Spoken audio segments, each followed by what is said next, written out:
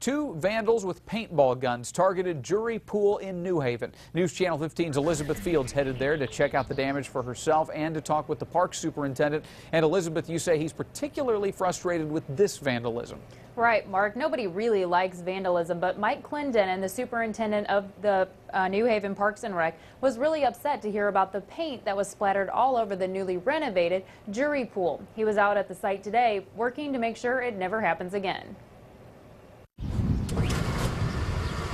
New Haven Parks and Rec crews were at the jury pool today. They weren't preparing for spring, but instead cleaning up vandalism from Friday night. They shot several of the buildings, some signage, 3 of the cameras were covered, I'm sure just so we couldn't monitor what else was going on. But before they realized the cameras were there and took their shots, the camera got a couple shots itself of the vandals. It looks like there's 2 young people. There could be more, but we're pretty sure it's 2. We've got a fairly good description of 1, and we've turned all that information over to the police department, and they're working on a couple leads. Park Superintendent Mike Clendenin hopes the public might be able to help them out even more.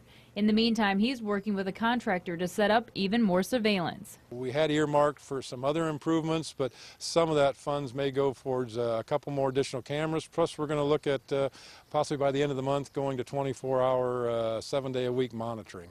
We need help with additional eyes and ears out there. If they see something they just don't know if it's quite right, then please contact us with the New Haven Police Department.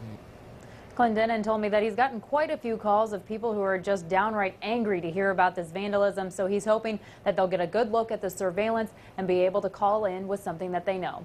Reporting live tonight from News Control, I'm Elizabeth Fields, News Channel